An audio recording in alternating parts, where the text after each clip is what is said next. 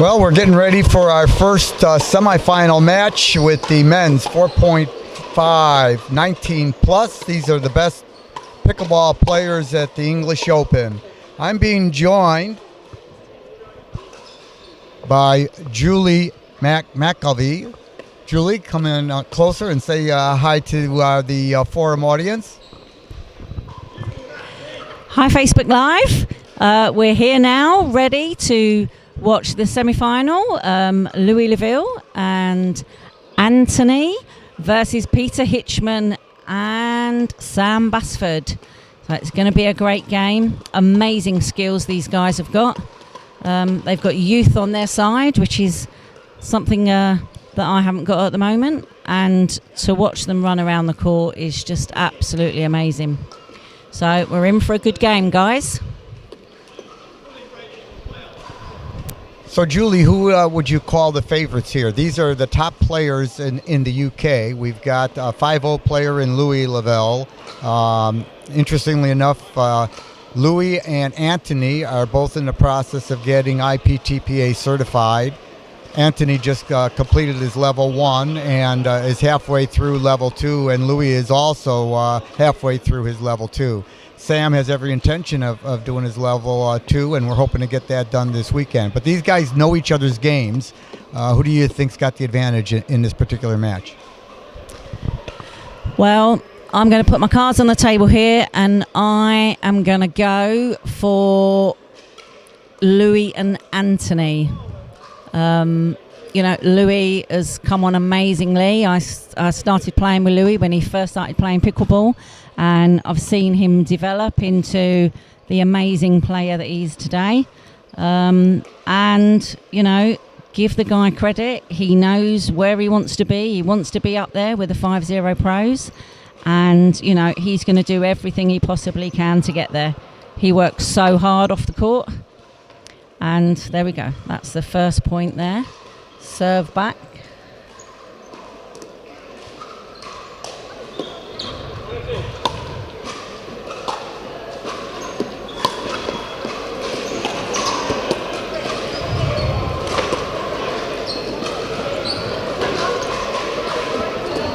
Peter and Sam will always dig in.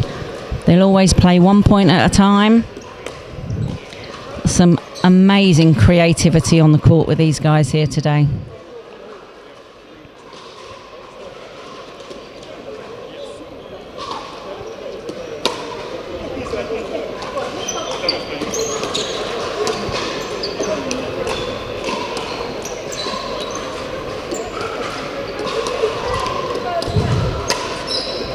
Great patience dinking there, great finish there by Anthony.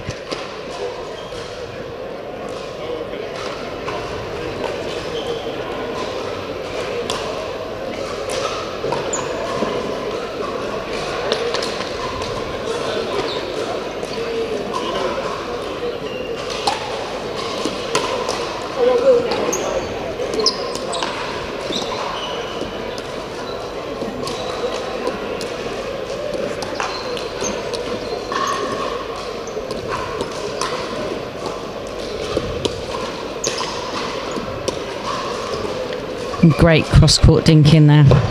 Great patience there by Louis.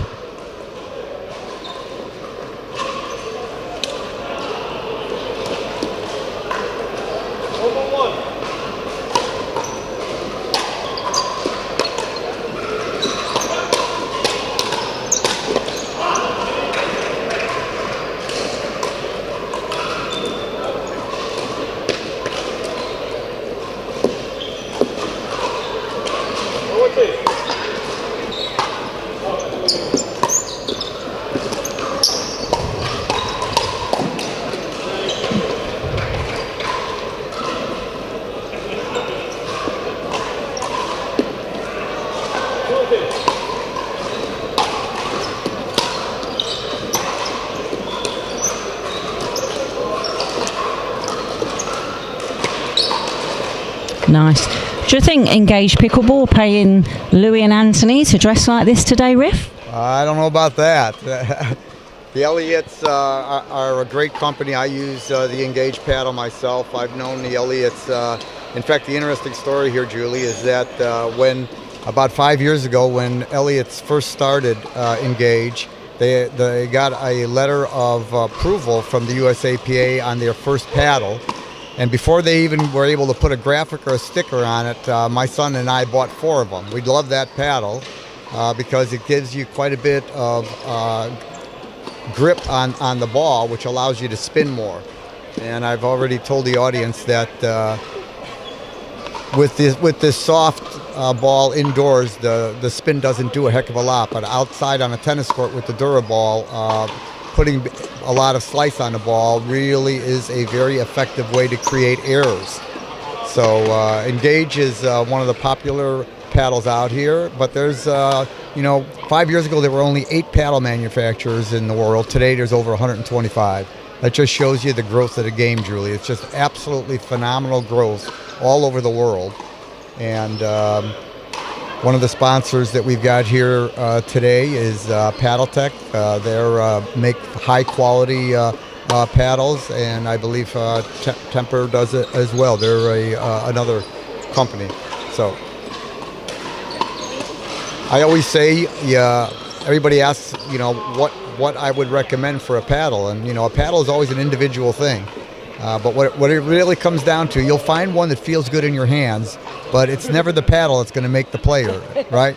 It's not the sword, it's the swordsman, and it's the same thing in pickleball.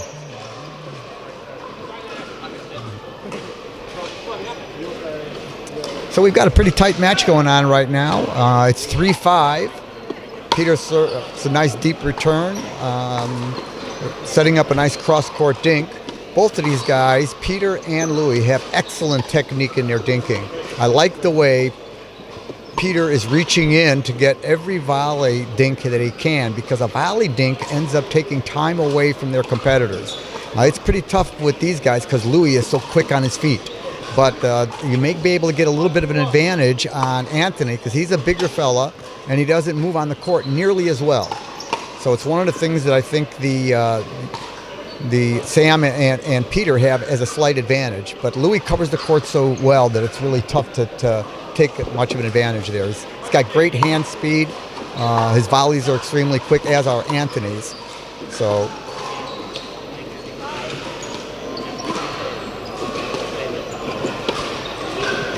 there's a nice dink exchange, and we got an error from Louis, so it's a side out. Score is 3-5. Nice slice, deep return. Oh, that one, I think he could have had an opportunity to drive that ball down. You're not going to get a lot of chances to be offensive with these two guys. Peter elected to just stay soft, so let's see how this works out for him.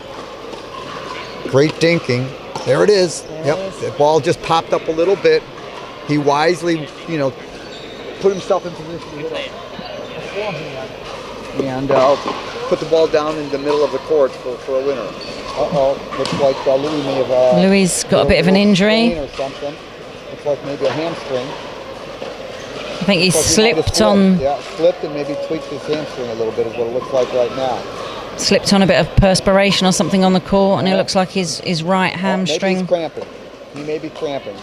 That's what it looks like to me. It looks like he might be going through a cramp. We're going to give him some water. What's really good for cramping is mustard. Mustard and pickle juice. Pickleball, love pickle juice to get rid of that cramping. That's a fact.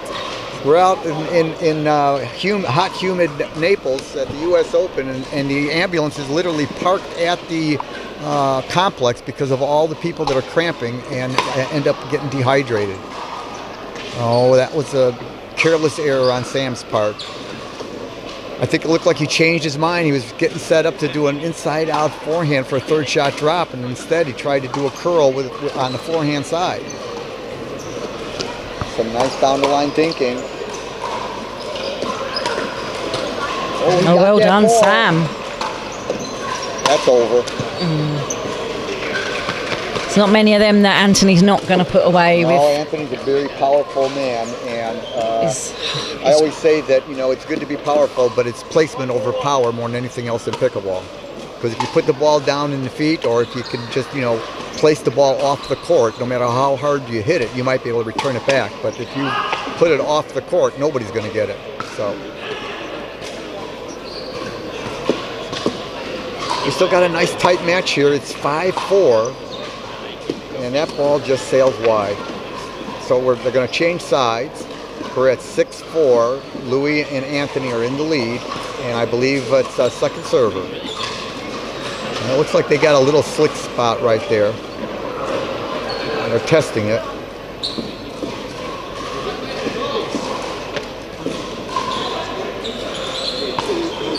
Yeah.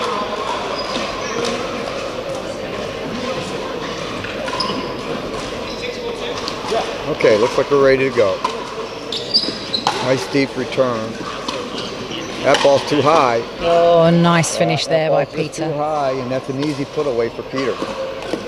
Okay, it's 4-6. Let's see if the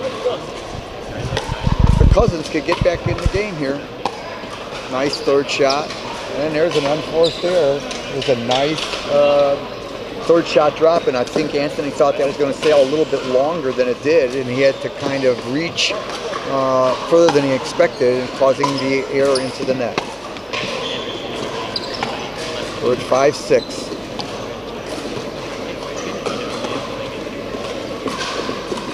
Yep. Peter's got some great technique on that. Ooh, that's going to be in. Oh, it's a great recovery by Sam. It's going to come well back. done. Yeah.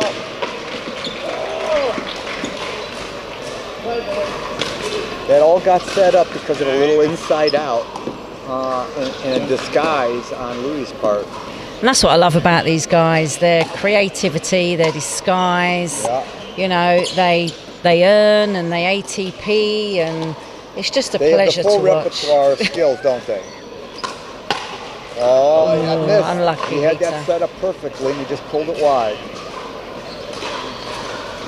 So it looks like a side out. And we are at 6-5 in a tight match here in the semifinals of the men's 19 and over, 4.5 plus. Top players here at the English Open in the men's doubles.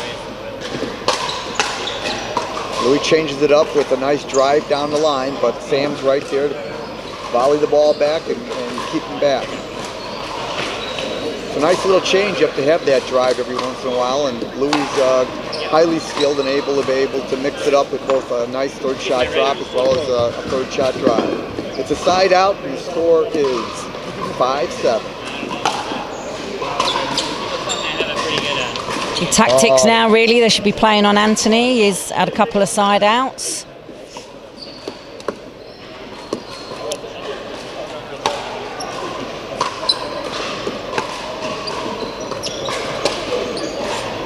Tried the same thing, an inside out backhand. Again, he just pushed it too wide. He was aiming for the line.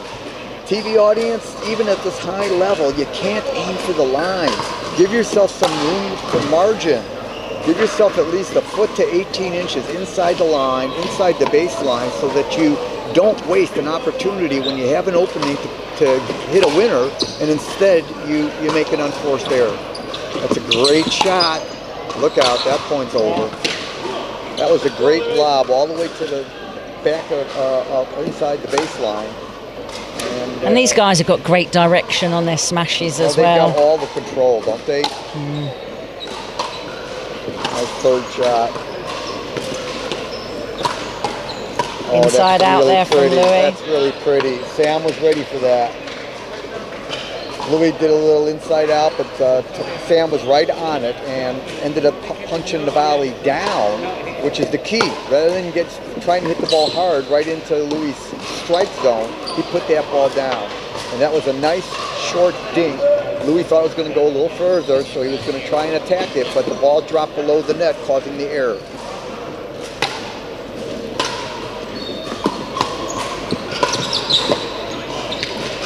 Lovely shot down to Peter's feet.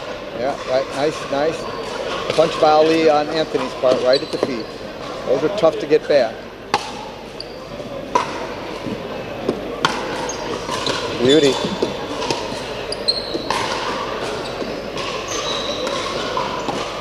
You can really tell that these 4 guys have been doing a lot of drilling because they really have great technique. They're doing good pickleball technique strokes. He tried to just spoon that too much. He tried to get a little extra slice on it, and he just lifted it too high, and the ball went wide.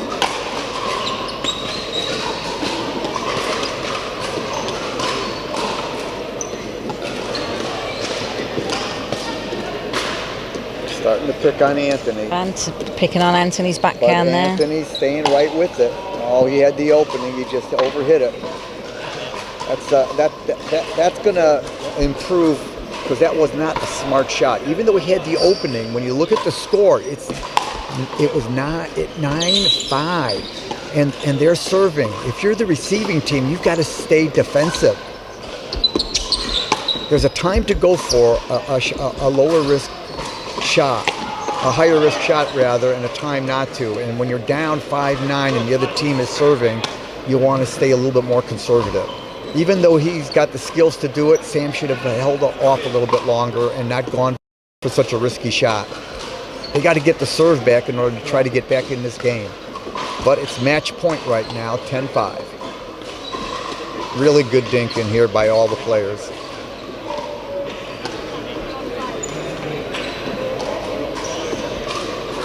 Right now, it's just the chess part of the game. They're measuring each other, waiting for that ball to come up a little bit higher. There it is. There it is. Very, very well executed by all parties. That ball just came up about a ball too high, and Sam was able to attack it, get the ball down, and when the exchange took place, Louis and Anthony always were hitting the ball up where the other team was putting the ball down. And there's that inside out again. Yeah. Louis likes an inside out shot. Well, it's very well disguised, and what